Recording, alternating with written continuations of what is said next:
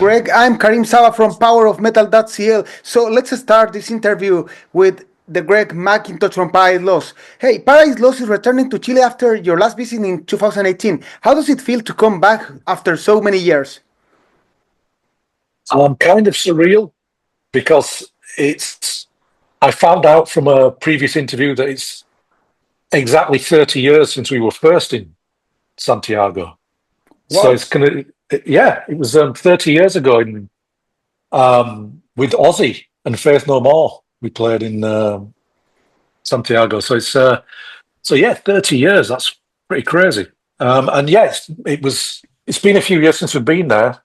Obviously, I mean, the pandemic didn't help.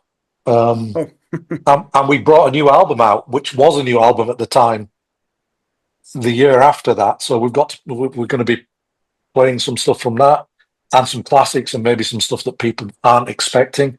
But it's been a while. It's been a while since we've been to South America, and apart from the travel, I'm looking forward to the whole thing. I think it's going to be amazing. But it makes you very tired flying over and then doing a show and then flying again and doing a show and flying. But everyone says the same thing about doing that, you know. But very excited about coming back, and I hope everyone's being patient and he's looking forward to the shows as much as we are. Yeah. Cool. Hey, but this time you are coming to the Metal Fest, this mega festival in Santiago. What are your expectations for this festival, and how does it compare to the other times you play in Chile? Well, I mean, we've done a few of our own shows, obviously, in Santiago, where we've done in theatres or clubs or whatever. But this festival, I don't know what to expect, really. Hopefully it's a good mixture of bands, and hopefully the crowd appreciate every band. But to me, it's going to be, in my head, it's going to be hopefully similar to the first time we played there, because that was a festival, almost. It was a Monsters of Rock type thing with Ozzy, and so that was a lot of different types of bands. I mean, there was Ozzy, Faith No More, us. I can't remember who else played it. Therapy, Megadeth, lots of different bands on these bills. So it was a huge festival. But I'm expecting it. I mean, we do a lot of festivals in Europe, but we've never really done any festivals apart from that first time in South America. So I'm curious actually to see what it's going to be like. But hopefully everyone appreciates all the different types of bands and styles of metal that are playing there, you know. Wow. Okay, I have seen in Facebook that in May you also playing an special 30th anniversary for Draconian Times in US. Is there any chance that Latin America fans will get the experience this special setup as well, or it will be different? It's just we just got asked to do it for one show. Okay. But we have to rehearse it alongside the set we're going to be playing in South America. So I think we're going to keep rotating as we go around South America. We're going to keep rotating some of the songs from Draconian Times into the set, if you know what I mean, so that we're kind of well rehearsed on all the different songs. So so it's going to be different every night, whichever Draconian Time songs we play, you know. Yeah. Chilean fans have always had a deep connection with your music, with Paradise Lost music. How would you describe their energy and dedication compared to the other audience in Europe or USA? Because you know that in Latin America, the fans are very different and they live the music. Yeah, that's true. I mean, I know everyone says it, but it is true. For us, Santiago was probably the craziest audience we had the first time we came there. And it's been, since then, probably the most loyal audience, if you know what I mean, to the band. And kind of the subgenre, you know, the gothic metal genre.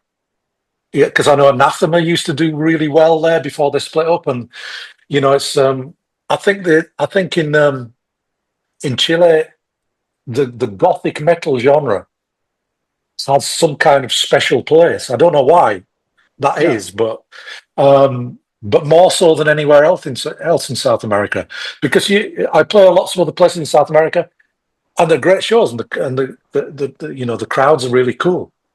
But for some reason, the gothic metal bands seem to always do much better in Chile, and I don't know why that is.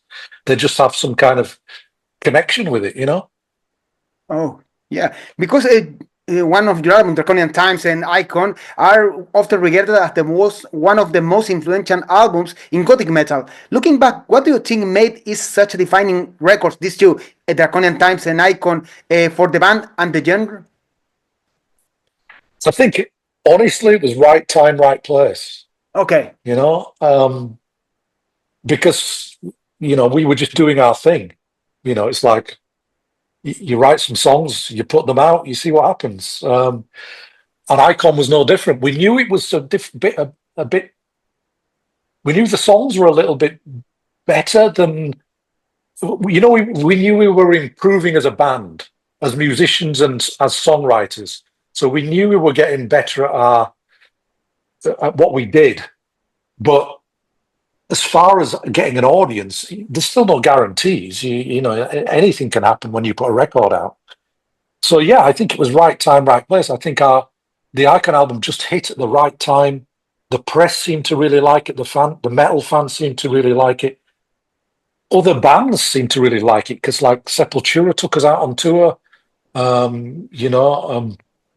Then we did Draconian Times. Ozzy took us out.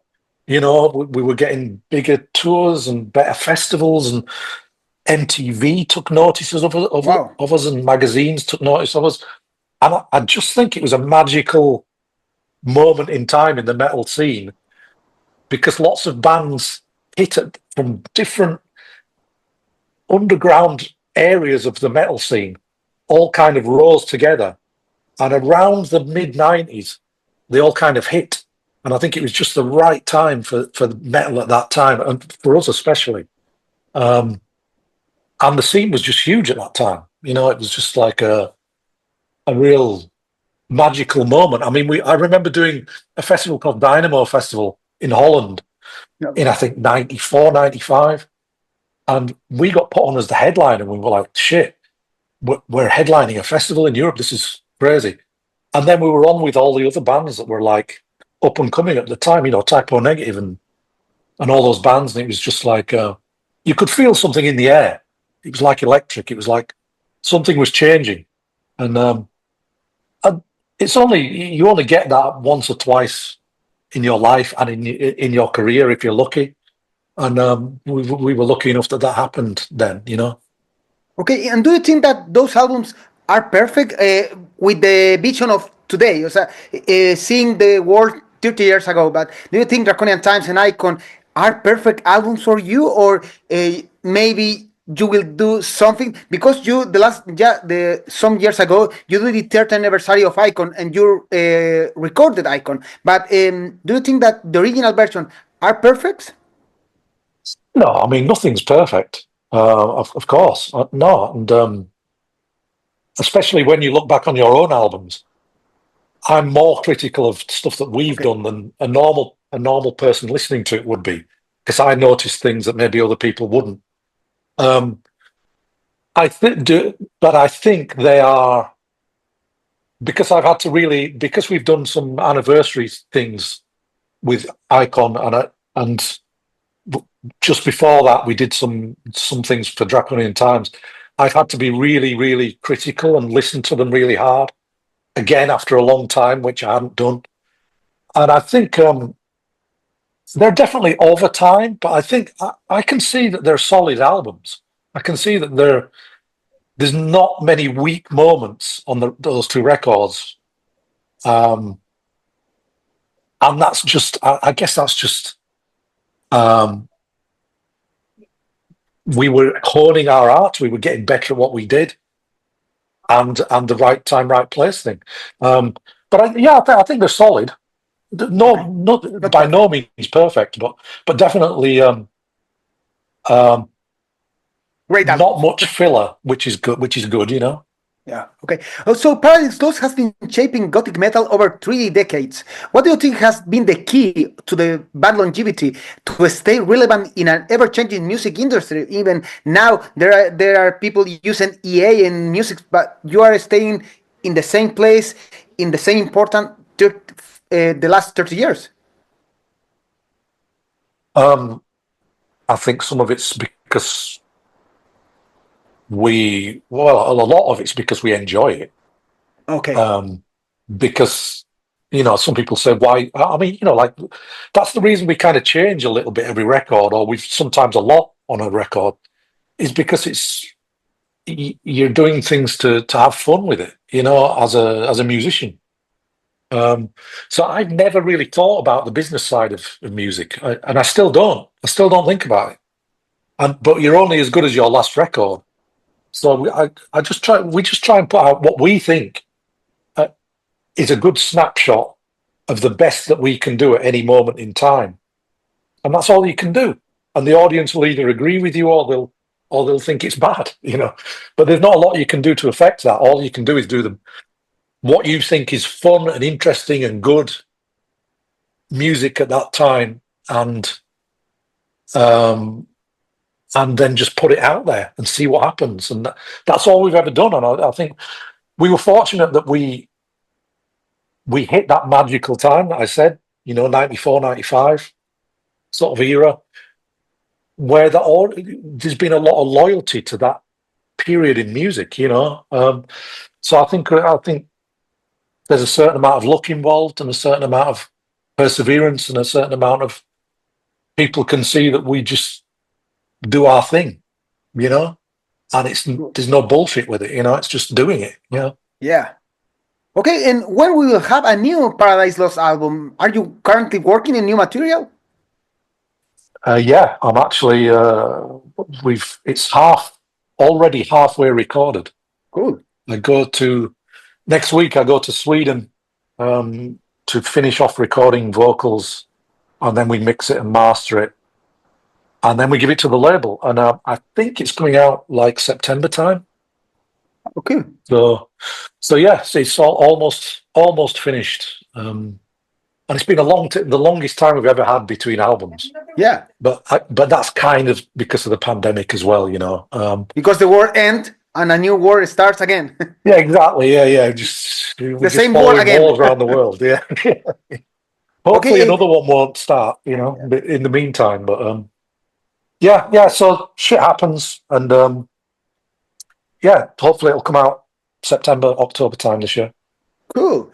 Okay, this is a personal question. What is the biggest lesson you have learned from being in this band for more than 30 years?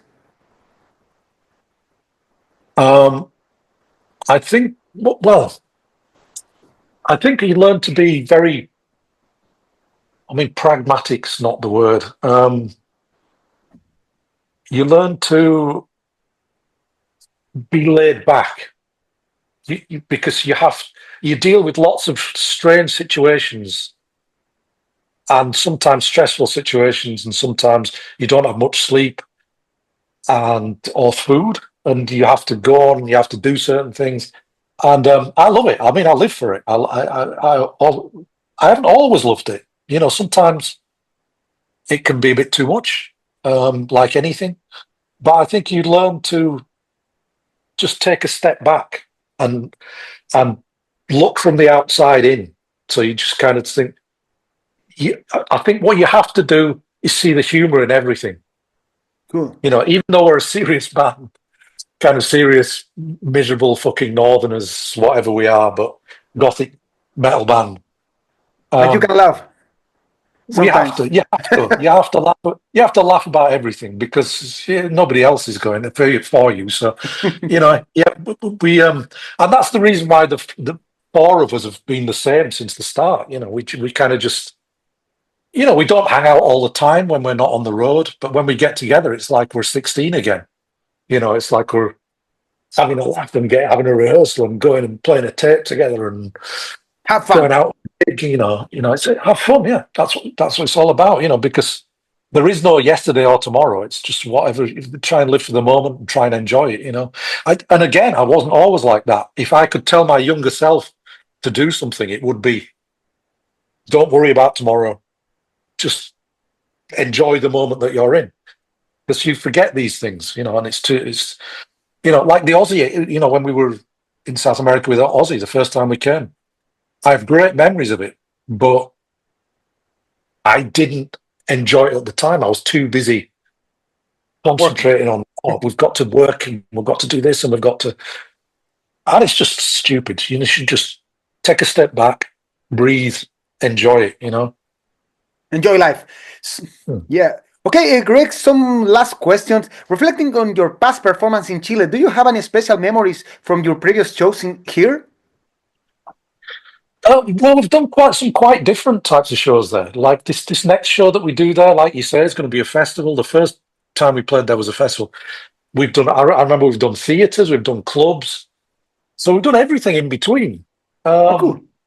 And it's all kind of like it's always kind of very respectful craziness that we get in Chile. It's like, we're going to go nuts, but we're going to do it with respect, which is a real cool audience to get, because sometimes you get crazy audiences and then you'll get your head cut and you'll get I don't know, but and sometimes you get too respectful audiences, like maybe in Scandinavia where everyone's like very cool and which is also it's just the country that it is, but so it's that good balance that you get in Chile and in some South American countries. You get that good balance of, they're not too cool, but they're to enjoy it, but they're still kind of, there's that level of respect there, which I really like, Cool. So finally, many Latin American fans consider Paradise Lost